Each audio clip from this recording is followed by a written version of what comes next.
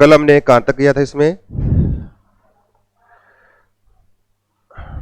शुष्क सेल है ना, ड्राई सेल हो गया। हमने सेल के कॉमर्शियल टाइप स्टार्ट किए थे, और कॉमर्शियल में प्राथमिक और द्वितीयक सेल और एक ईंधन सेल, 3 प्रकार के हैं। प्राथमिक द्वितीयक में दोनों में क्या डिफरेंस है वो किया। उसके बाद प्राथमिक सेल में आपके सिलेबस में जो है वो ड्राई सेल, शुष्क सेल वाला थोड़ा सा आपको याद रखना है। तो शुष्क सेल वाला, और उसमें एक पॉइंट और ऐड कर लो, शुष्क सेल जो है इसका EMF, शुष्क सेल जो है इसका EMF, इलेक्ट्रोमोटिव फोर्स, जिसको बोलते हैं विद्युत वाहक बल,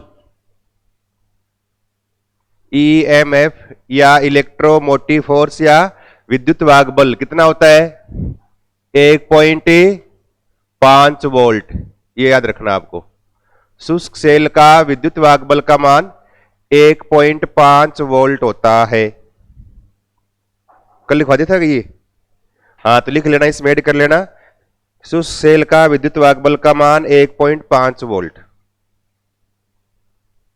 इसके बाद फिर शुष्क सेल के बाद अगला लिखो हेडिंग एक, सीसा संचायक सेल, लेड स्टोरेज सेल।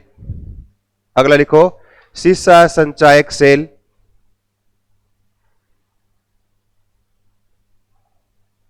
सीसा संचायक सेल, लेड स्टोरेज सेल।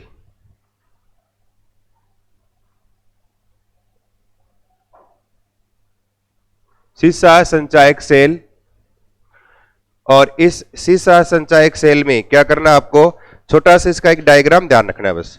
अगर आपको डायग्राम याद है तो आप इसमें इसकी रिएक्शन वैसे याद करो, रटोगे भूल जाओगे।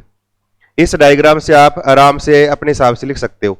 और डायग्राम में इस तरह से, वैसे तो है ना, सीसा संचायक बैटरी बोलते हैं इसको, और बैटरी में हमेशा 2 या 2 से अधिक सेलों को एक श्रेणी क्रम में जोड़कर किसका निर्माण करते हैं? बैटरी का निर्माण किया जाता है। और उसके अंदर ऐसे 5 से 6 है ना, एनोड फिर कैथोड, फिर एनोड फिर कैथोड, ऐसे करके 5 से 6 सेलों के एक श्रेणी क्रम में लगाकर बैटरी बनाते हैं। और उस बैटरी से लगभग 10 से 12 वोल्ट हमें लाइट प्राप्त होती है। तो एक सेल जाना माजे ना, सेल का मतलब एक कैथोड और एक एनोड, उसको बोलेंगे सेल, एक कैथोड एनोड वाला भाग। तो उसमें लेड स्टोरेज बैटरी जो है, उसमें लेड स्टोरेज सेल है, उसमें हमें एक एनोड और एक बनाना कैथोड, बना के उन्हीं की हमें रिएक्शन लिखनी है। अब कैसे लिखोगे? देखो, इस तरह से एक आपको छोटा सा डायग्राम याद रखना है।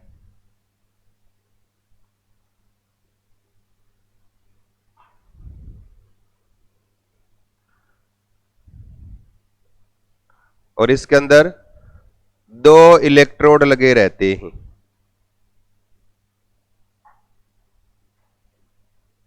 इस तरह से एक यहां पर भी एक इलेक्ट्रोड और है, यूं 2 इलेक्ट्रोड। और मेन जो है ना, ये इलेक्ट्रोड किसके बने? लेड और एंटीमनी के बने हुए इलेक्ट्रोड है ये।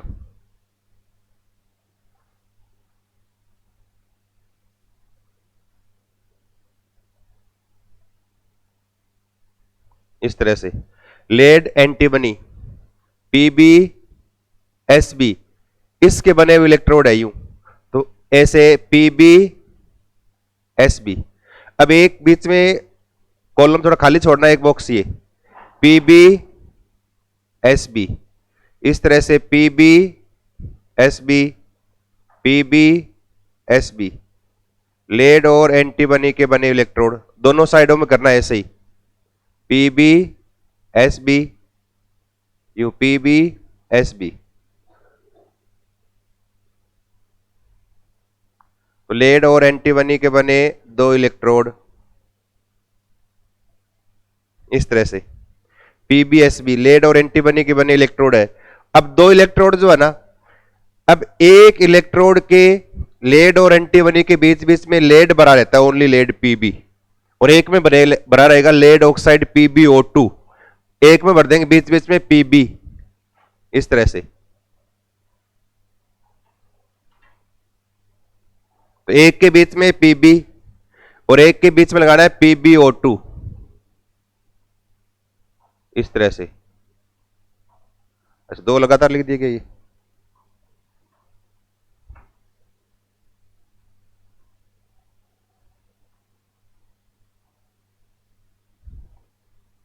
तो एक के बीच में Pb और एक के बीच में क्या है PbO2, इस तरह से।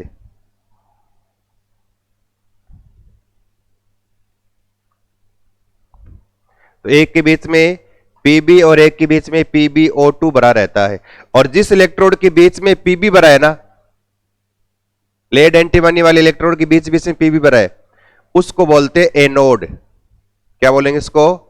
इसे एनोड कहा जाता है। और जिसके बीच में PbO2 भरा है ना, इसको क्या बोलते हैं? इसे कैथोड कहा जाता है। इसको क्या बोलते हैं? कैथोड। ये याद रखना है। और यहां पर इसके अंदर सॉल्यूशन भरा रहता है यूं। तो आप कई बार जैसे इस बैटरी में है ना, आप बोलते हो कि एसिड चेंज करना पड़ेगा, एसिड खराब हो गया, बैटरी चार्ज कम हो रही है। हाँ, बैटरी बैठ गई। हाँ, तो जो भी है, तो इस दौरान यहां पर इन इलेक्ट्रोडों के बीच में जो भरा हुआ है ये विद्युत अपघट्य पदार्थ, ये क्या है? H2SO4 का सॉल्यूशन है। ये सॉल्यूशन H2SO4, और इसकी सांद्रता कितनी होती है? 38%। याद रखना, ये 38% घनत्व का या डेंसिटी का H2SO4 का विलयन यहां भरा रहता है। तो याद रखना, ये विद्युत अपघट्य, ये सॉरी, इसमें सीसा संचायक सेल में विद्युत अपघट्य के रूप में किसका उपयोग किया जाता है? इलेक्ट्रोलाइट के रूप में किसका यूज करते हैं? H2SO4 सल्फ्यूरिक अम्ल का उपयोग किया जाता है। और यहां हमें इससे लाइट मिलेगी ना, तो एक सेल से कितनी लाइट मिलती है? 2 वोल्ट। तो सीसा संचायक सेल का विद्युत वाहक का मान कितना होता है? 2 वोल्ट, यानी 2 वोल्ट प्राप्त होता है। तो एक तो आपको ये थोड़ा सा डायग्राम याद रखना है। इलेक्ट्रोड किसके बने हैं? इलेक्ट्रोड बने हुए हैं Pb व एंटीमनी के बने हैं। एनोड वाला भाग कौन सा है? PbSb के बीच में Pb भरा है, वो एनोड के रूप में काम कर रहा है। और कैथोड के रूप में काम कौन सा करता है? जिसमें लेड एंटीमनी के बीच में क्या हो? PbO2 भरा हो, PbO2 भरा हो। और विद्युत अपघट्य के रूप में किसका यूज करते हैं? विद्युत अपघट्य किसका करेंगे यूज? H2SO4 का 38% सांद्रता का विलयन, 38% सांद्रता का विलयन काम में लेते हैं H2SO4 का।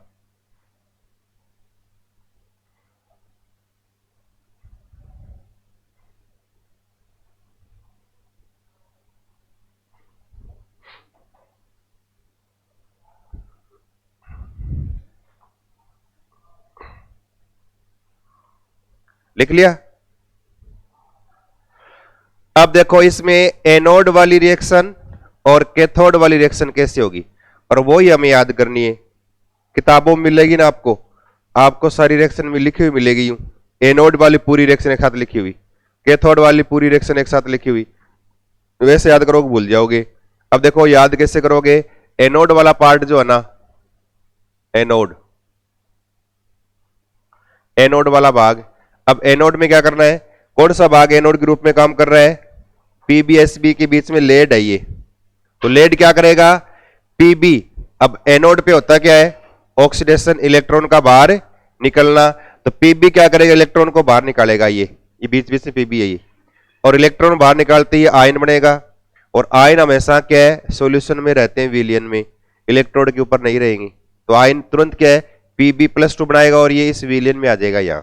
अब इसका मतलब यूं लिखोगे आप कि Pb ने अपने 2 इलेक्ट्रॉन निकाले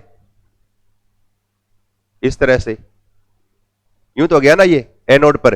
इस Pb ने, क्योंकि यहां सब दोनों में Pbs भी है, लेड एंटीमनी के दोनों इलेक्ट्रोड हैं, जिसके बीच से Pb भरा है वो एनोड, PbO2 भरा है वो कैथोड। Pb भरा ना ये एनोड के रूप में काम कर रहा है, PbO2 कैथोड के रूप में काम कर रहा है। तो Pb काम करेगा यहां और Pb इलेक्ट्रॉन को निकालेगा, Pb+2 बनाएगा। अब ये इस विलियन में आ गया, Pb जो है ना, ये Pb+2 ग्रुप यहां इस विलियन में आ गया। अब इस विलियन में क्या है, H2SO4। अब H2SO4 में H+ और सल्फेट क्या है, -2। अब Pb+2 जो बना है ये क्या करेगा, Pb+2, और ये क्या लेगा, विलियन से कौन सा आयन लेगा, सल्फेट, क्योंकि प्लस वाला है इस विलियन में माइनस वाले आयन से जुड़ेगा ये, और माइनस वाला कौन सा है H2SO4 में, सल्फेट वाला, इस सल्फेट वाले से जुड़ेगा और जुड़ते ही क्या बन गया ये PbSO4। ये ठोस हो गया सॉलिड, और ये ठोस होते ही अब ये PbSO4 बनते ही अब ये इस विलियन में नहीं रहेगा, कहां हो जाएगा, इस एनोड के ऊपर आके चिपक जाएगा। ये PbSO4 इस एनोड के ऊपर चिपकना क्या हो जाएगा, स्टार्ट, क्योंकि लेड सल्फेट इसका अवक्षेप बनेगा, सॉलिड है, सॉल्यूशन में रहेगा नहीं, तो इस एनोड के ऊपर क्या आके चिपकना स्टार्ट हो जाएगा। तो एनोड में Pb ने इलेक्ट्रॉन निकाले, आयन बना, ये आयन इस विलियन में आया, आते इस आयन से विलियन से क्या SO4-2 आयन ले लिया, लेकर ये लेड सल्फेट के रूप में इस इलेक्ट्रोड के ऊपर क्या हो गया, जमा हो गया। और अगर इसको हम लिखें, इस एनोड वाली पूरी लिखे रिएक्शन, एनोड की पूरी अभिक्रिया जो आपको किताबों में लिखे मिलेगी ना, ये तो देखो इसमें Pb+2 से Pb+2 क्या हो जाएगा, कैंसिल, यहां क्या बचा है, Pb प्लस SO4-2, और इससे क्या बन गया, PbSO4 ठोस प्लस 2। कहने का मतलब है पूरी रिएक्शन लिखे ना, तो यूं बोल सकते हो आप कि एनोड से Pb, इस विलियन से SO4-2, दोनों रिएक्शन करेंगे, PbSO4 बनाएंगे जो इस एनोड पर इकट्ठा हो जाएगा, 2 इलेक्ट्रॉन निकलेंगे, वो इस तार की सहायता से कहां चले जाएंगे, कैथोड पर चले जाएंगे। कहां चले गए, ये 2 इलेक्ट्रॉन निकले ना, ये 2 इलेक्ट्रॉन ये कहां चले जाएंगे, एनोड से कैथोड की तरफ। पीछे हमने गैल्वेनिक सेल के अंदर भी किया है, इलेक्ट्रॉन का प्रवाह एनोड से कैथोड की तरफ, विद्युत का प्रवाह कैथोड से एनोड की तरफ, पीछे बढ़ा हमने डेनियल सेल के अंदर। तो यहां PbSO4 बना, तो एनोड वाली क्रिया में यहां लेड सल्फेट बनेगा और इस इलेक्ट्रोड के ऊपर क्या जमा होता चला जाएगा, तो ये क्रिया चलती रहेगी, यहां से लेड धीरे धीरे क्या है, कम होता जाएगा। और साथ में विलियन में H2SO4 है, या SO4-2 आयन है, ये भी कम होता जाएगा, और ये सल्फेट के रूप में इसके ऊपर क्या जमा होना स्टार्ट हो गया। ये एनोड पर रिएक्शन चल रही है, इधर इलेक्ट्रॉन निकल रहे हैं, वो इलेक्ट्रॉन कैथोड की तरफ जा रहे हैं। अब ये इलेक्ट्रॉन क्या करें, कैथोड पर जाकर फिर ये यहां अपनी रिएक्शन स्टार्ट करेंगे। तो कैथोड वाले भाग में की रिएक्शन कैसी होगी, ऐसे लिख दे, कैथोड। अब कैथोड पर क्या है, एनोड पर तो क्या था, Pb था, कैथोड पर क्या है, PbO2 है ये। अब ये PbO2 क्रिया करेगा, अब डायरेक्ट लिखोगे ना भूल जाओगे, इसी को पकड़ लो आप, PbO2, ये PbO2 ये रिएक्शन कर रहा है, ये टूटा, और O पे चार्ज क्या होता है बताओ, -2, कितने O है, 2, कितने को, -4। ये अगर ये -4 अलग होंगे, Pb पे चार्ज क्या आएगा, +4।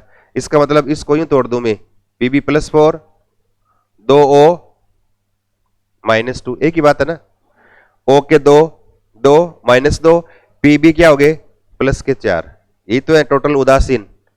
O पर -2, तो माइनस कितने हो गए यहाँ, 4। इसको न्यूट्रल करने के लिए यहाँ Pb के +4 चाहिए, तो Pb+4, 2O -2 हो गया।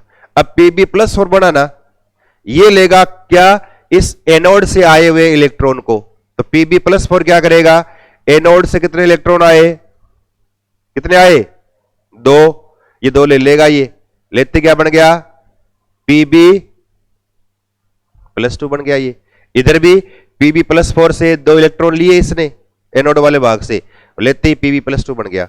अब +2 बनते ही ये आ जाएगा, ये आ जाएगा विलियन में इधर, और विलियन में आते विलियन में कौन सा आयन है? सल्फेट। इधर वाला भी क्या करेगा? इस सल्फेट से रिएक्शन करना स्टार्ट कर देगा यूं, प्लस SO4 -2 क्या बन गया? PbSO4 वापस सॉलिड। अब ये कहां जमा होगा? अब ये कहां जमा होगा? कैथोड वाली रिएक्शन में कहां जमा हो जाएगा? कैथोड के ऊपर यहां जमा होना स्टार्ट हो गया, ऐसे कैथोड पर जमा हो रहा है। अब इस विलियन में अब देखो यहां क्या बच गया? O-2 बच गया। और ये इस विलियन में किस आयन से क्रिया करेगा? क्या बचा यहां? H+। अब O- के 2 है, 2 है। अब कितने H काम मिले? H+ कितने काम मिले? माइनस के 2 दूनी 4, तो H+ के 4 चाहिए, तो 4 हो गए। और ये जुड़ेंगे, क्या बना देंगे? 2H2O। इस तरह से लिख दें, जल का निर्माण हो गया। अब यहां PbO2 टूटा, +4 बना, -2 ये बना। +4 ने एनोड वाले इलेक्ट्रॉन लिए, Pb+2 बना दिया। +2 बनते आ गया सॉल्यूशन में, विलियन में। विलियन में क्या है? H+ SO4 -2 वाले आयन है। SO4 -2 ये ले लेगा, लेकर PbSO4, और ये ठोस कहां जमा हो जाएगा? कैथोड के ऊपर जमा हो जाएगा। फिर क्या बचा इस सॉल्यूशन में? O-2 बचा, PbO2 टूटने से बना ये, और ये लेगा इस विलियन से H+ आयन, क्या बना देगा? H2O। इन सबको जोड़ दें, जो कट रहा है वो काट देंगे, ये कट जाएंगे, ये भी कट जाएगा इस तरह से, और -2 वाला भाग भी क्या हो जाएगा? कट जाएगा। तो क्या लिखेंगे कि कैथोड से तो PbO2, यही तो है ना, कैथोड वाले भाग से तो PbO2, प्लस एनोड से क्या है? 2 इलेक्ट्रॉन। एनोड से क्या है? 2 इलेक्ट्रॉन आए, 2 इलेक्ट्रॉन एनोड से आए, प्लस विलियन से क्या लिया? H+ और SO4 -2 ये विलियन से लिए, और इनके साथ रिएक्शन करके क्या बना दिया? PbSO4 प्लस 2 क्या बन गए? H2O। ये क्या होगी? ये होगी कैथोड की अभिक्रिया। तो कैथोड में क्या लिखोगे कि कैथोड वाले भाग से PbO2, जैसे एनोड में Pb काम में आया, वहां कैथोड में PbO2, प्लस एनोड से 2 इलेक्ट्रॉन आए, वो ले लिए, प्लस इस विलियन से H+ आयन और SO4 -2 आयन, ये सब रिएक्शन करेंगे, लेड सल्फेट बनेगा और जल बनेगा। और लेड सल्फेट तो क्या है? इस इलेक्ट्रोड के ऊपर क्या हो जाएगा? जमा हो जाएगा इन दोनों के ऊपर, और जल जो है इस सॉल्यूशन में आना स्टार्ट हो गया, यहां पानी बनना स्टार्ट हो गया। अब देखो इस सेल की विद्युत वाहक बल का मान जो है EMF, वो डिपेंड करता है इस विद्युत अपघट्य पदार्थ की सांद्रता पर। अगर H2SO4 को जितना अधिक गाढ़ा लेंगे ना, इसकी सांद्रता जितनी ज्यादा लेंगे, सेल की एफिशिएंसी या दक्षता उतनी बढ़ती जाएगी, क्योंकि जब तक लेड ये ना H2SO4 है, तब तक लेड सल्फेट बनता रहेगा, और लेड सल्फेट बनता रहेगा, सेल चलता रहेगा, तो लंबे समय तक चलता है। लेकिन 38% से अधिक H2SO4 की सांद्रता को नहीं लिया जाता। क्यों? क्योंकि ये क्या संक्षारक होता है, जो बोलते तेजाब बोलते वो है ये। तो अगर इससे अधिक ज्यादा सांद्रता लेंगे ना, तो इलेक्ट्रोड क्या है, इसके अंदर धीरे धीरे क्या गलना स्टार्ट हो जाएंगे, खराब होना स्टार्ट हो जाएंगे। इसलिए इसकी अधिक सांद्रता नहीं लेते, ये लेती नहीं, अधिक से अधिक 38%। अब इस 38% में जब दोनों क्रियाएं हो रही है, एनोड व कैथोड, तब H2SO4 काम में आ रहा है इस विलियन से, लेड सल्फेट के रूप में इस इलेक्ट्रोड के ऊपर क्या हो रहा है? जमा हो रहा है। इधर कैथोड वाले भाग पर भी लेड सल्फेट के रूप में जमा हो रहा है। साथ में क्या बन रहा है? विलियन में जल बन रहा है, जल यहां इसके अंदर आके इकट्ठा हो रहा है। इसका मतलब इस विद्युत अपघट्य में H2SO4 की सांद्रता धीरे धीरे क्या हो रही है? कम हो रही है, और पानी धीरे धीरे क्या हो रहा है? बढ़ रहा है। रिएक्शन चलती जाएगी चलती जाएगी, जब इस विलियन में H2SO4 की सांद्रता बिल्कुल खत्म हो जाए, तो काम आ रहा है एनोड पे, दोनों पे काम आ रहा है कैथोड पे, तो अगर इसकी सांद्रता बिल्कुल 0 हो जाए, 0 होती है केवल जल बचेगा, और जल बचेगा तब रिएक्शन के लिए फिर सल्फेट नहीं बचेगा, और सल्फेट नहीं बचेगा, सेल क्या हो जाएगा? काम करना बंद कर देगा। तो हम कहते हैं सेल क्या हो गया? डिस हो गया, यानी सेल डिस्चार्ज हो गया। तो यानी कितने देर तक काम किया वो इसकी सांद्रता पे डिपेंड कर रहा है। अब कई बार एग्जाम में क्या पूछते हैं कि सीसा संचायक सेल की निरावेशित अभिक्रिया लिखिए, डिस्चार्जिंग रिएक्शन। जब सेल डिस्चार्ज हो ना, तो उसमें किस प्रकार से किस से रिएक्शन होगा, क्या बनता है? अब डिस्चार्जिंग वाली ये तो है, ये एनोड और कैथोड। तो अगर मैं यूं लिख दूं, एनोड वाली रिएक्शन क्या थी? ये एनोड वाली रिएक्शन और कैथोड दोनों रिएक्शन को जोड़ दूं। अगर यूं लिख दें यहां, एक तो लिखा एनोड की अभिक्रिया, एनोड वाली कौन सी थी, ये Pb प्लस SO4 -2, और इससे क्या बन गया PbSO4 सॉलिड प्लस 2 इलेक्ट्रॉन। और कैथोड वाली कौन सी है, PbO2 plus 2 electron plus 4H plus SO4 -2, और ये रिएक्शन करे क्या बना दे PbSO4 प्लस 2H2O, ये बन गया। कैथोड व एनोड को जोड़ दें तब क्या आती है, पूरे सेल की अभिक्रिया, जिसको बोलते हैं पूर्ण सेल अभिक्रिया या नेट सेल रिएक्शन। दोनों जोड़ोगे ना, Pb एनोड से Pb, कैथोड से PbO2 प्लस 2 इलेक्ट्रॉन से 2 क्या हो जाएंगे, कैंसिल हो गए ये, तो क्या लिखेंगे 4H प्लस विलियन से 2 SO4 -2, कहने का मतलब H2SO4 काम में आ रहा है, और ये क्रिया करेंगे क्या बनेगा PbSO4 बनेगा प्लस H2O बनेगा। कहने का मतलब पूरी रिएक्शन ये है, पूरी क्या है ये रिएक्शन। इसका मतलब एनोड से Pb, कैथोड से PbO2, विलियन से H प्लस और SO4 -2 या आयन क्रिया करके लेड सल्फेट बनाएंगे। एनोड पे बनेगा वो एनोड पे इकट्ठा हो जाएगा, कैथोड पर बनेगा वो कैथोड पर इकट्ठा हो जाएगा, साथ में बनाए विलियन में जल। ये सॉल्यूशन में धीरे धीरे क्या है आता जाएगा ये, और जो जो जल की सांद्रता बढ़ती जाएगी वैसे वैसे H2SO4 की मात्रा क्या होती जाएगी, कम, और ये कम होते होते जब बिल्कुल खत्म हो जाए तब सेल क्या हो जाएगा डिस। इसका मतलब सेल को डिस करने वाली रिएक्शन ये चल रही है एनोड और कैथोड पर। तो अगर आ जाए ना सेल को निरावेशित करने वाली अभिक्रिया, तब लिखना आपको ये क्रिया करके सेल को क्या कर रहे हैं, डिस्चार्ज कर रहे हैं। फिर हम क्या करते हैं, इस सेल को चार्ज करते हैं, और चार्ज करोगे तो क्या करेंगे, इसको लाइट में लगाएंगे, और लाइट में लगाते ही इसकी सारी अभिक्रियाएं उल्टी होनी स्टार्ट हो जाएगी। उल्टी मतलब इधर इन इलेक्ट्रोडों पर उपस्थित लेड सल्फेट दोनों वालों पर प्लस विलियन में क्या है जल वाटर मॉलिक्यूल, ये वापस रिएक्शन करेंगी, और रिएक्शन करने के दौरान क्या बनेगा Pb बनेगा, PbO2 बनेगा, H प्लस बनेगा, सल्फेट आयन बनेंगे। Pb चला जाएगा वापस एनोड वाले भाग पर, PbO2 चला जाएगा वापस कैथोड वाले भाग पर, H2SO4 बना वापस क्या आ जाएगा विलियन में। ऐसे आप इसको चार्ज में लगा के रखोगे, कुछ देर बाद ये रिएक्शन चलती रहेगी, वापस पूरी हो जाएगी, ये वापस ये सारे बन जाएंगे, और सारे बनते वापस सेल क्या हो गया, वापस चार्ज हो गया, ताजा हो गया। फिर वापस काम में लोगे तो वापस उल्टी रिएक्शन स्टार्ट हो जाएगी वापस ये बनने। तो आगे रिएक्शन चलाएंगे ना, वो तो क्या है सेल की कौन सी है डिस्चार्जिंग रिएक्शन है, और इधर चलाएंगे वो कौन सी सेल की चार्जिंग यानी आवेशित अभिक्रिया। तो सेल को डिस्चार्ज यानी निरावेशित करने वाली अभिक्रिया आगे लिखना है, और सेल को डिस्चार्जिंग या आवेशित करने वाली अभिक्रिया करेंगे तो चार्जिंग वाली, तो इसको उल्टा लिखना है ये। तो ये सीसा संचायक सेल के एनोड व कैथोड वाली रिएक्शन, पूरे सेल की रिएक्शन क्या क्या काम में लेते हैं वो थोड़ा सा आपको याद है होना चाहिए। और इस सेल के लिए विद्युत वाहक बल का मान आता है 2 वोल्ट। कितना आएगा 2 वोल्ट। इसीलिए सीसा संचायक बैटरियों में ऐसे सेल जो है ना, आपको डायग्राम देखोगे आप 11वीं 12वीं क्लास किताब में बीएससी में, तब आपको इस तरह से है ना बैटरी बना के यूं बैटरी और इसका भाग काट के ऐसे बनाए दिखाएंगे आपको, ऐसे यूं इस तरह से एनोड और कैथोड, एनोड फिर cathode, anode cathode, anode cathode, ऐसे यानी 5 से 6 सेलों को, 5 मतलब 10 इलेक्ट्रोड, 5 एनोड और 5 कैथोड, 6 सेल मतलब 12 इलेक्ट्रोड, 6 एनोड और 6 कैथोड।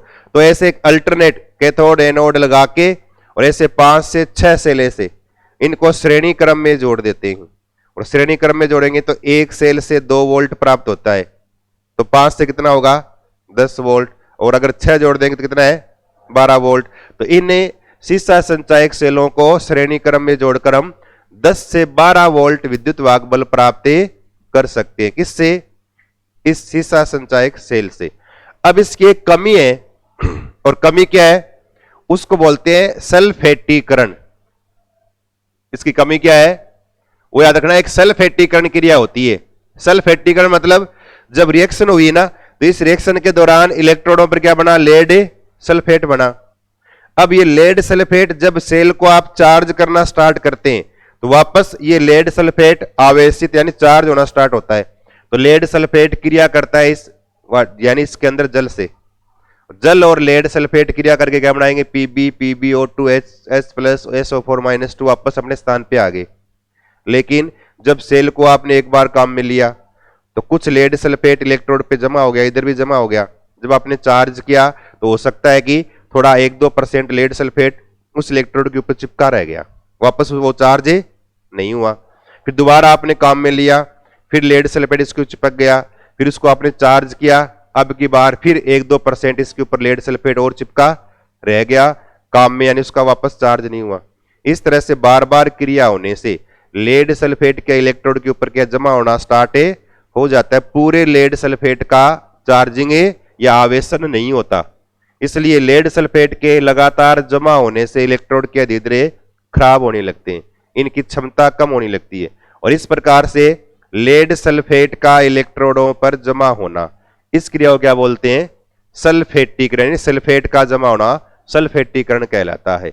और यही सल्फेटीकरण जो है ना, यही इस सेल की सबसे बड़ी क्या है, कमी है। और इस सेल की दक्षता ज्यादा होती है, एफिशिएंसी 2 वोल्ट है ना, तो अन्य की तुलना में इसकी दक्षता का मान भी ज्यादा है। इसको बार बार काम में ले सकते हो। और इसकी उम्र जो है वो 10 से 15 वर्ष, यानी इसको अगर सार संभाल कर रखें तो इसको आप 10 से 15 वर्ष तक लगातार काम में ले सकते हैं। और इसके एक अवगुण है वो है सल्फेटीकरण का। तो पहले तो आप डायग्राम बनाओ ये उसके बाद ये लिखो कौन कौन से भाग क्या है वो, और उसके बाद एनोड वाली रिएक्शन लिख लो, कैथोड की रिएक्शन लिख लो, फिर दोनों को जोड़कर ये रिएक्शन लिखो। और ध्यान रखना इस रिएक्शन के बीच में जो एरो लगाओ ना, एरो ऐसे इस एरो को थोड़ा लंबा लगाना, क्योंकि इस एरो के ऊपर लिखना आपको डिस्चार्जिंग,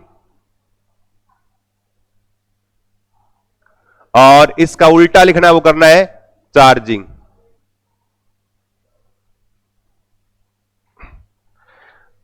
इधर लिखोगे ना एरो लगा के, उस पर लिखना है डिस्चार्जिंग, वापस लगाना एरो उस पर करना आप चार्जिंग, ये लिखना। और ये रिएक्शन लिखना।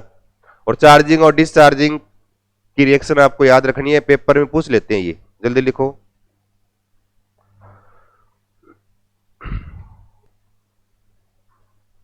लिख लिया ये।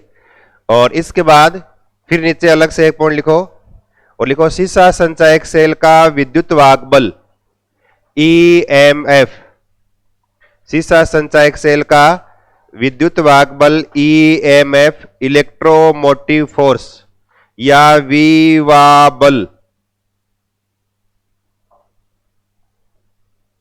2 वोल्ट। कितना होता है इसका, 2 वोल्ट। तो सीसा संचायक सेल का विवा बल या विद्युत वाहक बल या EMF का मान कितना है, 2 वोल्ट, 2 वोल्ट होता है। अब इस सीसा संचायक सेल की प्रॉपर्टी यानी गुण क्या है, नीचे लिखना गुण इसकी प्रॉपर्टी क्या है, सीसा संचायक सेल के गुण। और गुण में ये सेकेंडरी सेल है, द्वितीयक सेल है, इसलिए इसको हम बार बार काम में ले सकते हैं। तो पहला पॉइंट लिखना, इसे बार बार काम में लिया जा सकता है।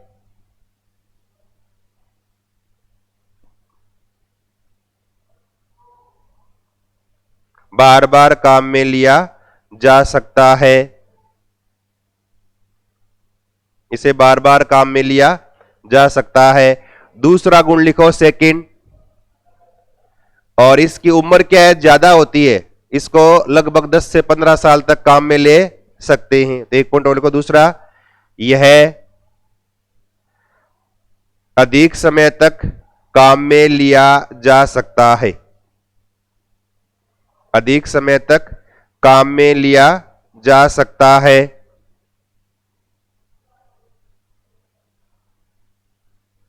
अर्थात इसकी उम्र यानी एज 10 से 15 वर्ष होती है, इसकी उम्र 10 से 15 वर्ष होती है, 10 से 15 वर्ष होती हैं। और इसके अलावा लिखो तीसरा 3 नंबर, इसकी दक्षता क्या होती है? ज्यादा। अगला पॉइंट लिखो, इसकी दक्षता अधिक व विद्युत वाहक बल का मान भी अधिक होता है। इसकी एफिशिएंसी ज्यादा है और विद्युत वाहक बल का मान भी ज्यादा है। इसकी दक्षता अधिक व विद्युत वाहक बल का मान भी अधिक होता है।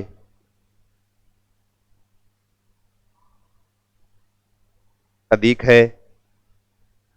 और उसके बाद लिखो चौथा 4 नंबर, और ऐसे सीसा संचायक सेल जो है ना, ये इन 5 से 6 सेलों को श्रेणी क्रम में जोड़कर हम 10 से 12 वोल्ट विद्युत वाहक बल प्राप्त कर सकते हैं। तो एक पॉइंट ये लिखो, 5 से 6 सीसा संचायक सेलों को, 5 से 6 सीसा संचायक सेलों को, सीसा संचायक सेलों को श्रेणी क्रम में जोड़कर, श्रेणी क्रम में जोड़कर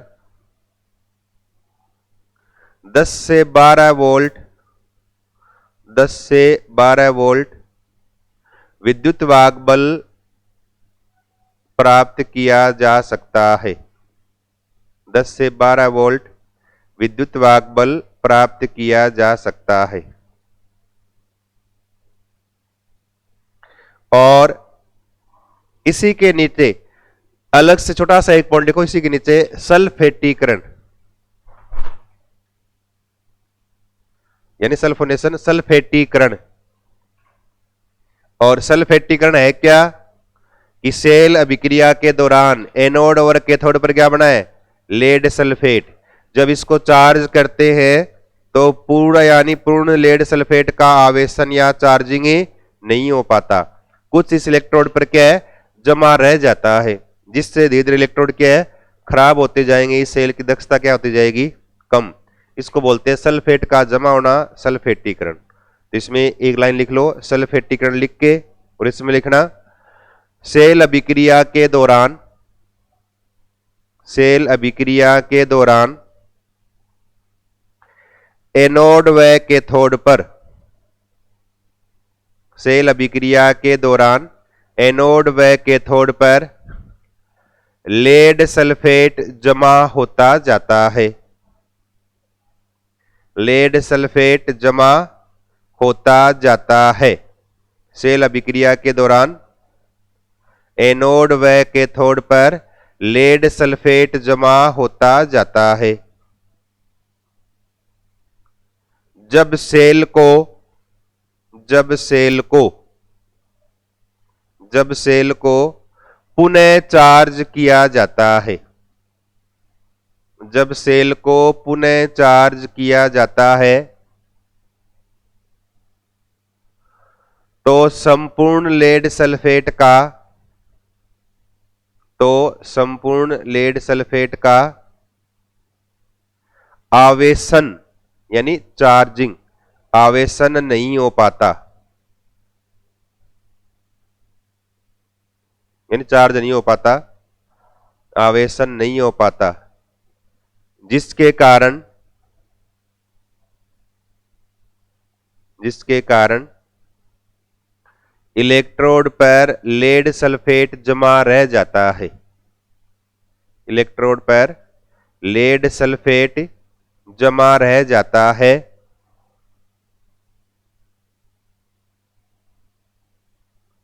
लेड सल्फेट जमा रह जाता है, जिससे, जिससे सेल की क्षमता कम होती जाती है, जिससे सेल की क्षमता कम होती जाती है, इसकी स्ट्रेंथ कम होती जाएगी। और यही सीसा संचायक सेल का अवगुण है, यानी इसकी डीमेरिट्स है। ये है सीसा संचायक सेल का अवगुण है, इसकी डीमेरिट है।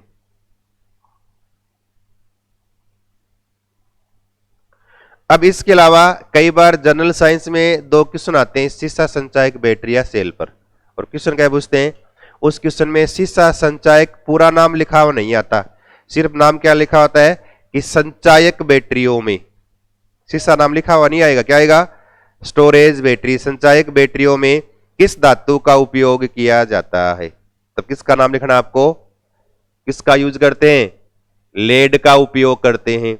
यह आता है संचायक बैटरियों में किस अम्ल का उपयोग किया जाता है, तब किसका आएगा नाम, H2SO4 का उपयोग होता है। नीचे 2 पॉइंट और ऐड कर लो ये, और लिखो संचायक बैटरियों में काम में आने वाली धातु, संचायक बैटरियों में काम में आने वाली धातु, संचायक बैटरियों में काम में आने वाली धातु, संचायक बैटरियों में काम में आने वाली धातु, और तब लिखोगे डैश करके, क्या नाम लिखोगे, पीबी यानी लेड यानी सीसा, पीबी यानी लेड यानी सीसा। और एक क्वेश्चन और लिख लो, संचायक बैटरियों में काम में आने वाला अम्ल, संचायक बैटरियों में काम में आने वाला अम्ल,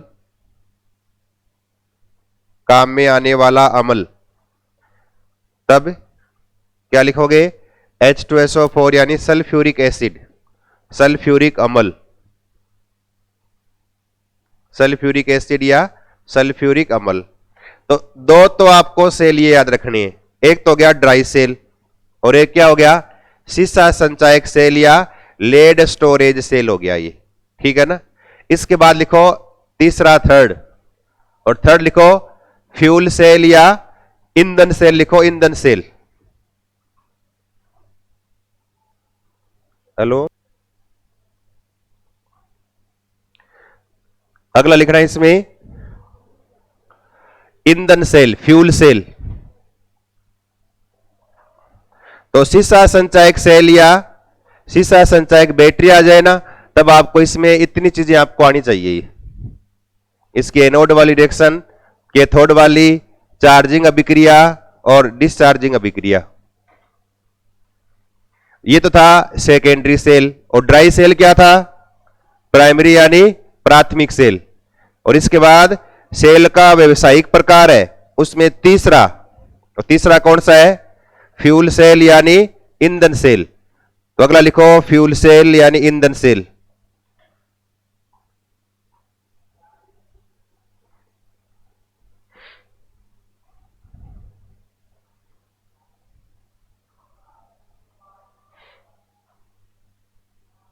अगला लिखो ईंधन सेल।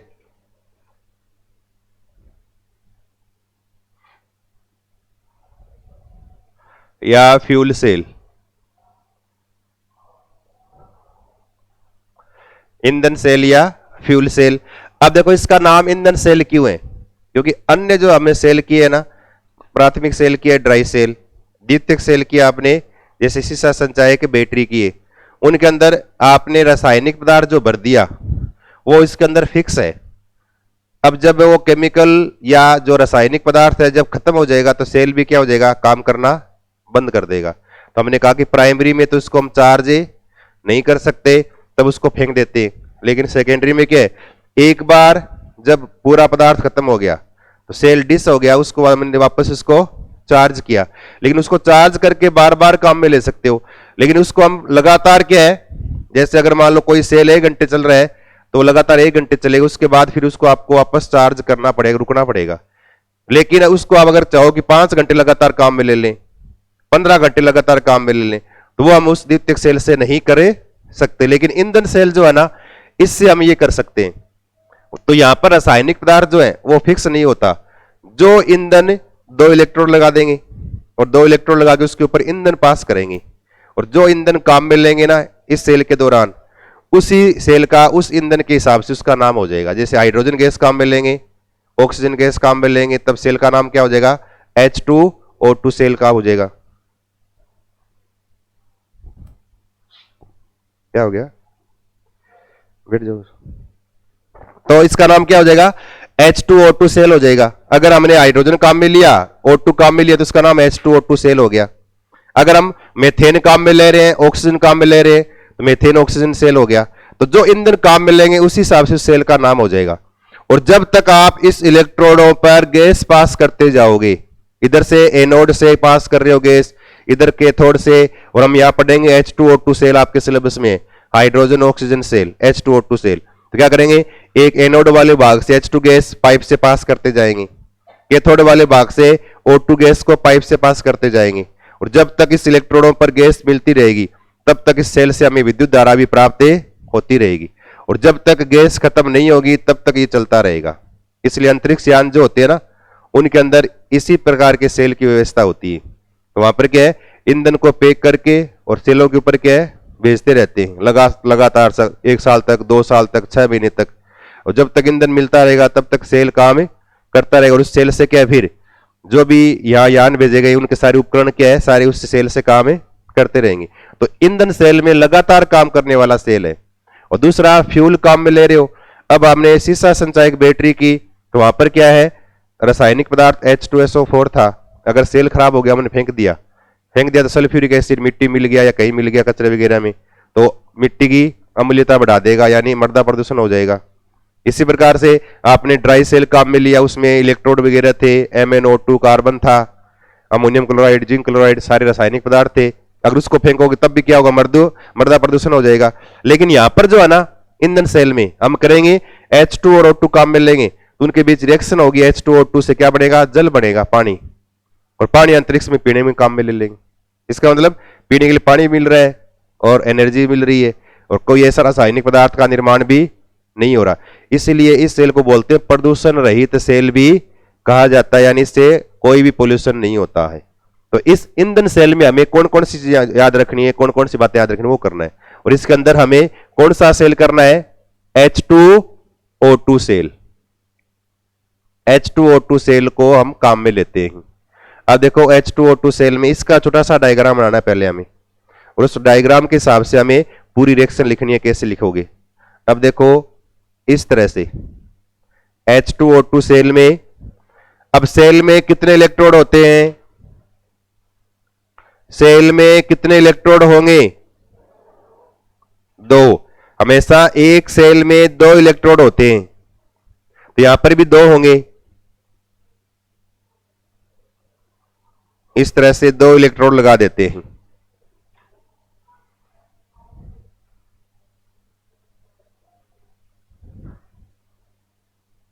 एक इलेक्ट्रोड और यहां लगा दिया, इस तरह से इसके अंदर इलेक्ट्रोडों को जोड़ दिया जाता है। और इसके बीच में जो है ना, वो बढ़ते यहां विद्युत अपघट्य पदार्थ।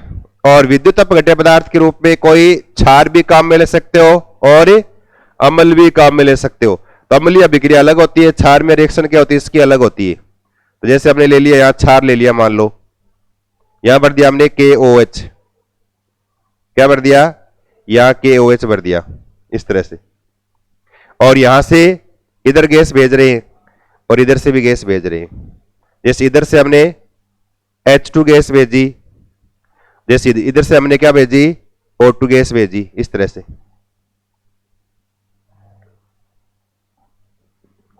हेलो, तो H2 एक साइड से O2 गैस पास करेंगे, और H2 पास करेंगे ना, जिस साइड से आप हाइड्रोजन गैस पास कर रहे हो वह इलेक्ट्रोड है, उसको हम एनोड के रूप में काम में लेंगे, ये एनोड है। और जिस साइड से O2 गैस पास करोगे वह इलेक्ट्रोड, उसको बोलेंगे कैथोड, कैथोड के रूप में काम में लेना है। और यहां से H2O बाहर निकालना हमें, और इनको जोड़ दे वोल्ट मीटर से, तो हमें लाइट प्राप्त होगी। और विद्युत अपघट्य के रूप में किसका यूज किया जाता है, अम्ल या क्षारीय विलयन का। अम्ल भी हो सकता है और इलेक्ट्रोलाइट के रूप में क्षार भी काम में ले सकते हो।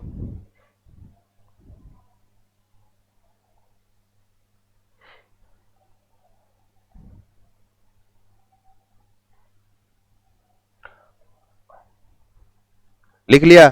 और यहां जो इलेक्ट्रोड बने हैं ना, ये ग्रेफाइट के इलेक्ट्रोड है दोनों, ग्रेफाइट के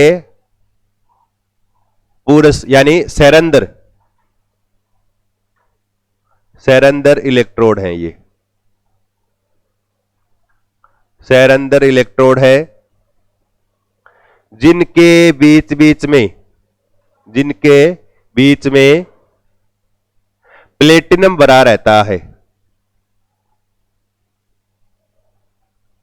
तो यहां पर ग्रेफाइट के सेरेंदर इलेक्ट्रोड है सारे, ये बिल्कुल बारीक छेद वाले इलेक्ट्रोड है ग्रेफाइट के, और इनके बीच बीच में क्या है, प्लेटिनम भरा रहता है, जो कि उत्प्रेरक के रूप में काम करता है ताकि रिएक्शन क्या हो, थोड़ी फास्ट हो।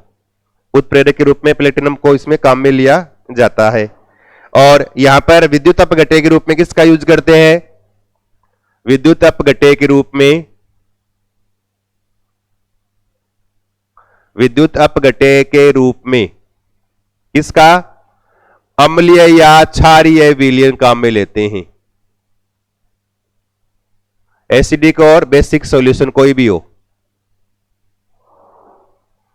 अब हमने जैसे यहाँ KOH लिख दिया, क्षार लिख दिया, हो सकता है यहां HC लिख देते, हम अम्ल भी काम में ले सकते थे, तो KOH काम में ले लिया हमने।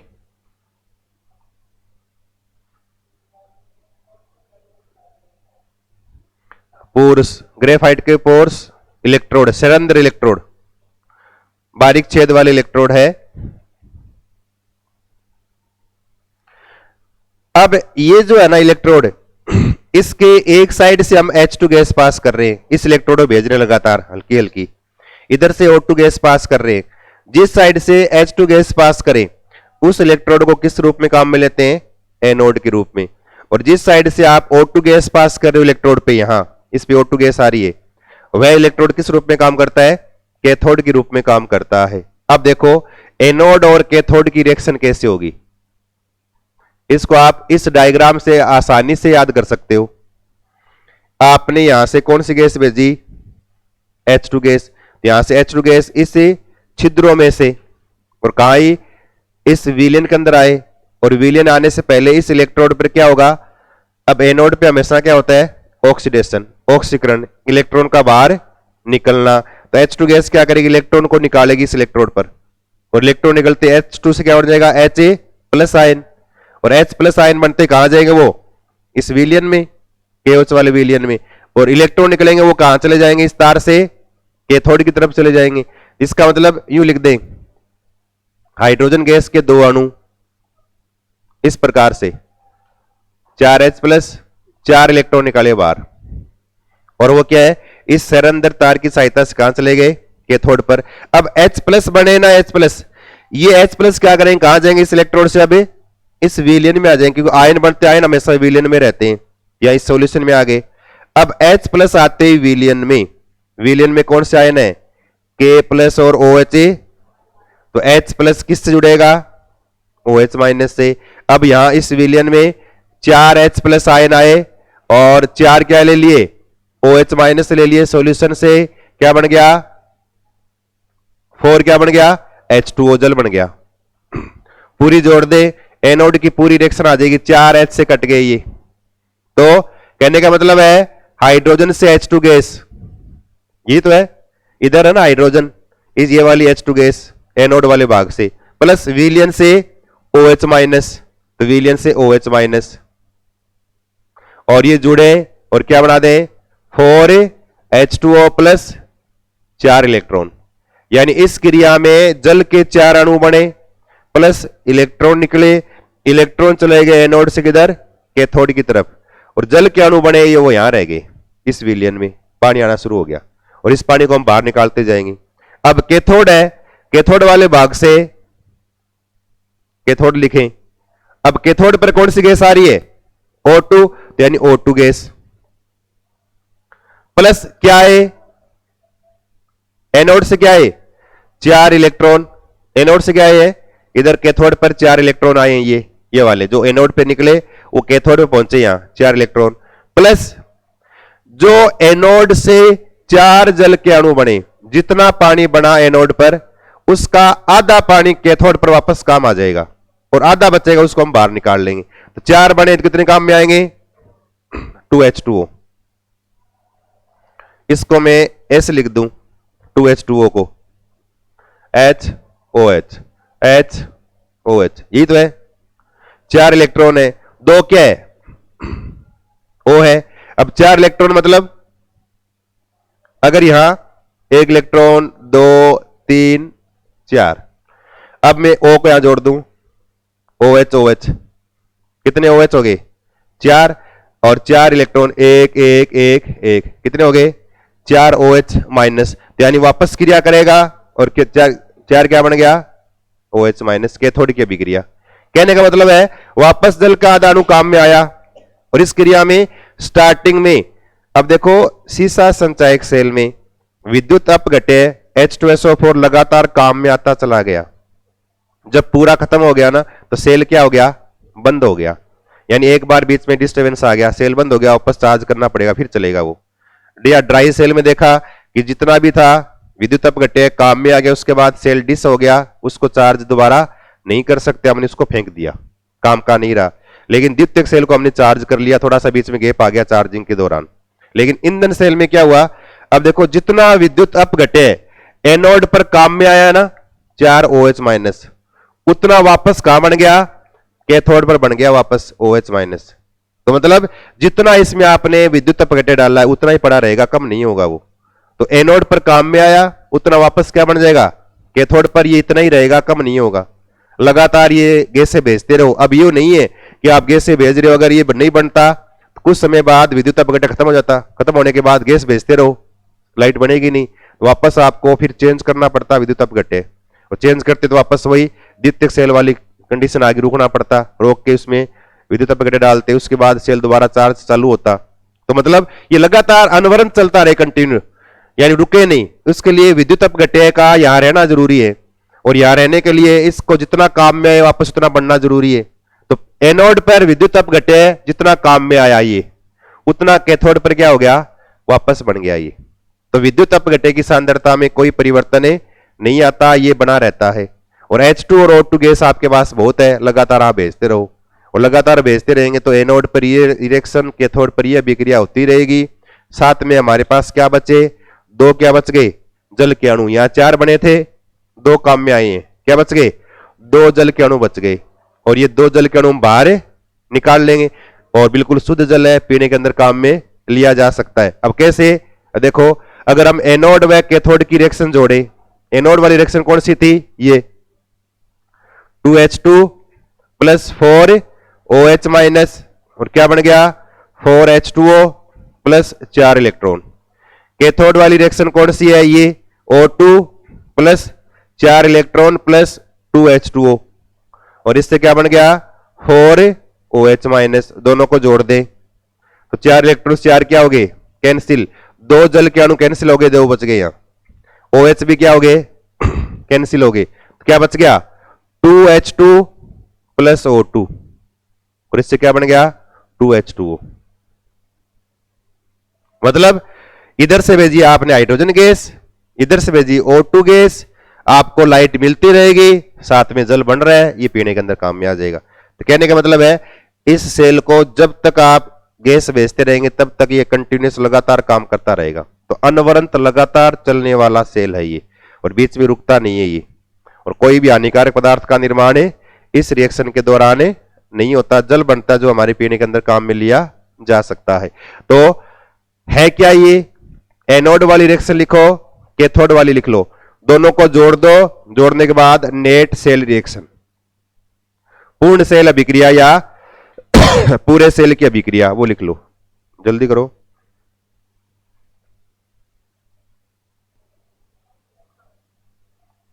और फिर इसमें है ना कुछ एक इसके पॉइंट लिख लो 5-4, कौन कौन से, जो पहला पॉइंट लिखो H2O2 सेल के लिए ध्यान रखना, ये पहला पॉइंट लिखो, इस सेल में ईंधन के रूप में, इस सेल में ईंधन के रूप में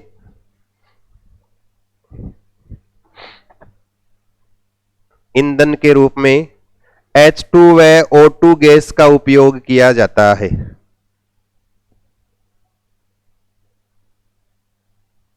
H2 व O2 गैस का उपयोग किया जाता है। फिर लिखो दूसरा अगला पॉइंट, जिस इलेक्ट्रोड पर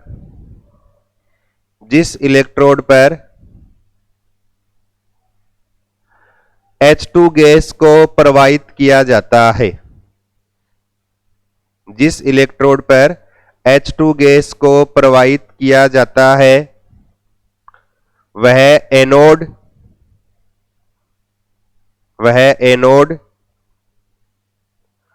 वह जिस पर O2 गैस को प्रवाहित किया जाता है, जिस पर O2 गैस को प्रवाहित किया जाता है वह कैथोड के रूप में कार्य करता है, वह कैथोड के रूप में कार्य करता है, कैथोड के रूप में कार्य करता है। और फिर अगला पॉइंट लिखो, जब तक इलेक्ट्रोडों पर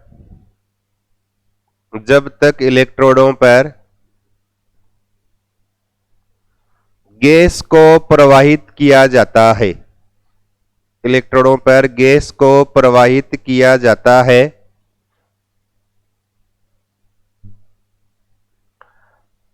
तब तक अनवरत लगातार सेल कार्य करता रहता है, यानी कंटिन्यूस लगातार काम करता रहेगा, कार्य करता रहता है।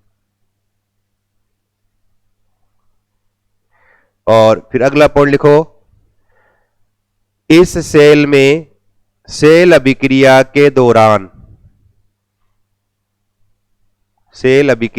दौरान हानिकारक रासायनिक पदार्थों का निर्माण नहीं होता, हानिकारक रासायनिक पदार्थों का निर्माण नहीं होता,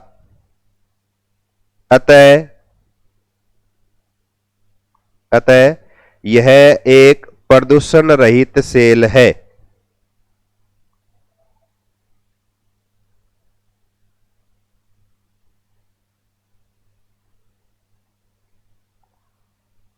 प्रदूषण रहित सेल है, यानी ये इससे पोल्यूशन नहीं होता। और फिर एक और लिखो, अंतरिक्ष यानों में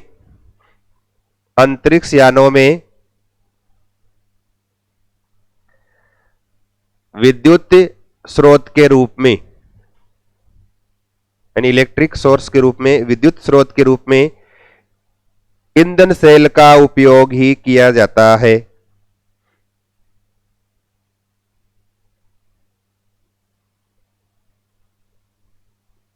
ईंधन सेल का ही उपयोग किया जाता है। और इस ईंधन सेल का विद्युत वाहक बल का जो मान है ना, ईएमएफ, वो कितना होता है? 1.23 वोल्ट होता है। तो एक पॉइंट ये लिख लो, ईंधन सेल, और इसमें कौन सा? H2O2 ईंधन सेल, अगले को ब्रैकेट में H2O2 सेल का विद्युत वाहक बल का मान,